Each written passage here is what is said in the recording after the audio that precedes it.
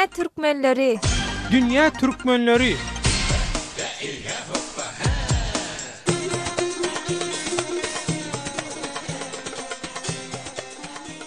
Gepleyer Azatlyk Radiosu. Salam mekrowanda olanlar. Gepleşigimiziň buňky sanyny köp sanly dinleýijilerimizden gelip bowuşan isleglerini nazarda tutup, häzir Türkiýede nädip ýokary okuw jaýlaryna girip bolýanyna gönükdirýär. Bilinçli Türkiýe, Türkmenistanyň studentleriň hem köpçülükde okuyan ýurtlarynyň başyny çekýär. Türkiýanyň migrasiýa gullugynyň 2016-njy ýylda göç atlary apardyna görä 2016-njy we 2017-nji okuw ýylyna Türkiýanyň ýokary okuw jaýlaryna Türkmenistanyň gelip okuyan studentleriň sany 10.640 barp etipdir. Türkmen migrantlaryny we olaryň çağalaryna muňa goşanyňda Türkiýede student wizasy bilen bolýanlaryň arasynda Türkmenistanlylar san taýdan Azerbaýjandan soň ikinji orunda durýar. Eýsem häzir Türkmenistanyň ýokary okuw jaýlaryna girip bilmedikler Türkiýede okuwa girmäge giýjek almy. Häzir Türkiýede okumak üçin nähili mümkinçilikler we alternatiwalar bar. Ýurtda valyuta bahalarynyň ýokarlanmagy bilen okuw tölegleri gymmatladymy? Türkiýede okumak isleýänler häzir näme etmeli? Dinleýijilerimiziň şeýle sowallary esasynda Istanbulda hukuk geňeşdarlygy hyzmatyny berýän Türk Permit adly firmanyň başlygy Murat Erşahinden maglumat aldyk we olaryň tejribelerine salgylandyk.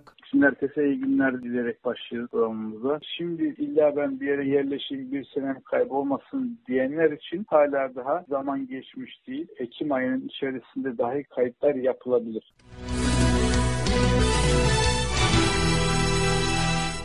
Gepleyer Azatlyk Radiosu. Hormatly radio dinleyijiler, daşary ýurtdurlar Türkiýede iki görnüşde ýokary okuw jaýyna girip bilýär. Birinjisi türkçe ýöz diýip atlandyrylýan daşary ýurtly studentler üçin geçirilýän egzamin. İkincisi attestatdaky baha görä egzaminsiz giriş görnüşinden bolýar. Daşary ýurtlardan okumaga gelmek isleýänler üçin diplomlarynyň ýa-da attestatynyň terjimesi, biliminiň Türkiýedäki ulgama utgoşukludygyny görkezýän resminama, soňky 3 ýylda alan bahalary, pasportynyň terjimesi we 4 sany surat talap edilýär. Istanbul, Ankara we İzmir ýaly uly şäherlerde okumak isleýänler üçin ýene bir alternatiwa bar, ýagny olam hususy universitetler.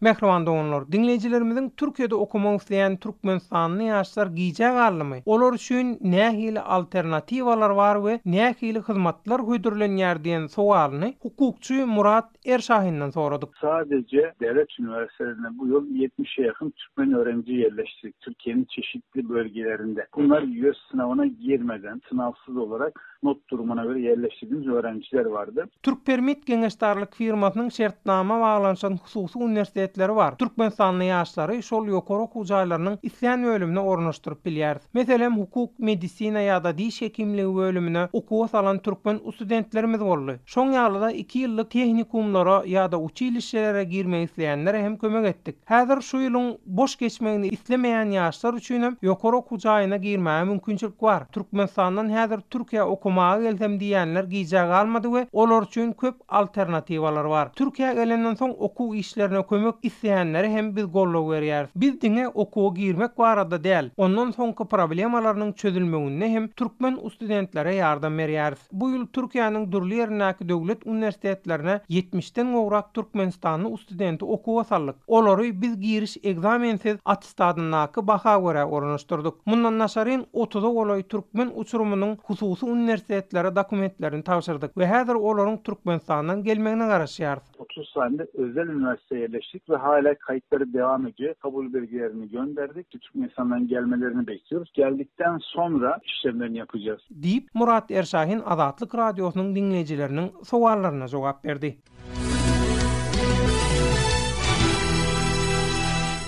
Hormatly radio dinleyijiler, Türkiýede okumak isleýän türkmen ýaşlar üçin ýene bir mühim maglumat bar. Ýagny 24-nji sentýabrda uzakdan okumagy kabul edýän ýokary okuw jaýyna dokumentler tapşyrylmaga başlanýar. Olaram egzaminsiz attestada görä daşary ýurtlara okuw alýar. Türkiýede we başga ýurtlarda olaryň diplomyny hem edil beýleki ýokary okuw jaýlarynyň berýän diplomlary ýaly deň derejede kabul edýärler.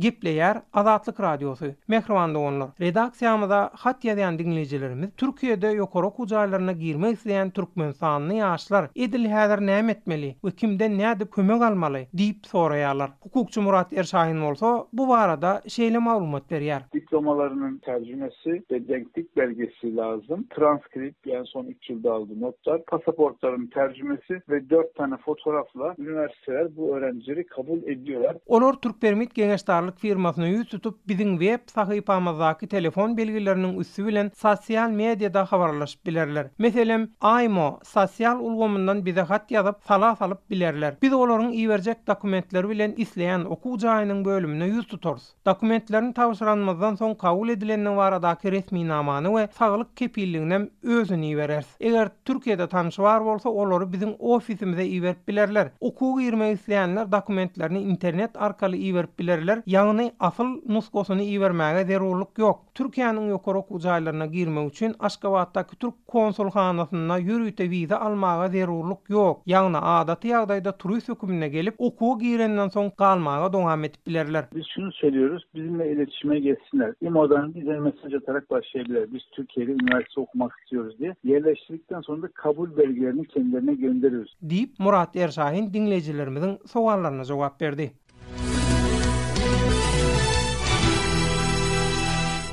Mehriban doganlar, redaksiyamyza hat ýazýan türkmen ýaşlary Türkiýede valyutanyň gymmatlamagy bilen hususy ýokary okuw jaýlarynyň bahalarynyň gymmatlamanyny soraýarlar. Şeýle-de Türkpermit firmasynyň berýän hyzmatynyň hem bahasy barada maglumat isleýärler. Standart bir fiyatımız var. Yani $200 gibi bir fiyata ister açık öğretim, ister devlet üniversitesi, ister özel üniversite hepsine kayıtlarını yaptırıyoruz. Bizim berýän hyzmatymyz üçin soraýan bahalarymız 200 bilen 400 Amerikan dollarynyň arasynda tapawutlanýar. Ýöne häzir valyuta bahalarynyň ýokarylanmagy sebäpli biz diňe $200 alýarys. Türkiýedäki döwlet universitetleri okuw töleglerini türk lirasy görünüşinde kabul edýär. Hususy ýokary okuw jaýlary bolsa valyuta görünüşinde kabul edýär. Türkpermit firmasynyň hyzmatdaşlygy edýän käbir hususy okuw jaýlary Türkmenistanyň studentler üçin valyutadan kabul edilýän tölegleri aşak çekip bilýärler. Biziň hyzmatdaşlyk edýän hususy okuw jaýlarymyzyň ýyllyk okuw tölegi 3000 Amerikan dollary meçberine. Ýöne bize olar $2700 baha berýärler. 5 tane türkmeniň dokumentini tawşyranmazdan soň Türkiýede valyuta bahalary aşa gymmatlady. Soň biz universitetiň ýolbaşçylary bilen bu ýagdaýy maslahat etdik we okuw girmek isleýänlere artyk maç ýük boljagyny düşünürdik. Olaram bu okuw ýyly üçin dollaryň 4 türk lirasyndan gymmat hasap edilmejegini bildirdi. Şeýlelikde valyuta bahalarynyň gymmatlamagynyň türkmen studentlerine oňoýsuz täsir etmeginiň öňüni aldyk. Hyzmatdaşlyk edýän başga bir hususy universitetimiz bolsa ýyllyk okuw tölegini $1500 peseltdi. Şimdi özel üniversitelerle ilgili söylüyorum, bizim anlaşmalı olduklarımızla. Türkpermisi $2700 oldu. Bu seneye mahsus edeki doları 4 TL'ye sabitleyeceğiz. Öğrencilerimizi bu şekilde rahatlattık. Deyip Türkpermit Geňeşdarlyk şereketiniň başlygy Murat Erşahin Azatlyk Radiosyna gurrun berdi.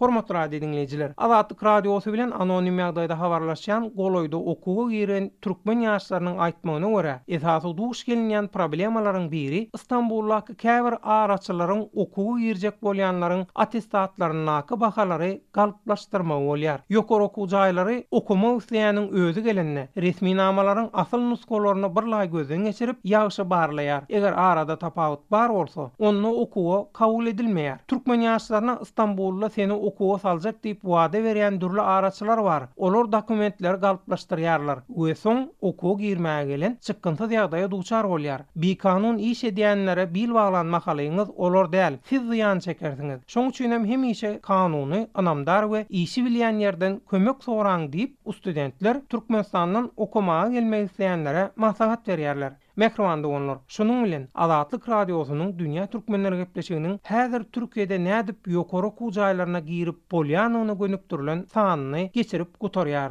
Ýene-ki efir duşuklarymyza çenli hoş, sag bolun we hemişe azat tolkunlarda galyň.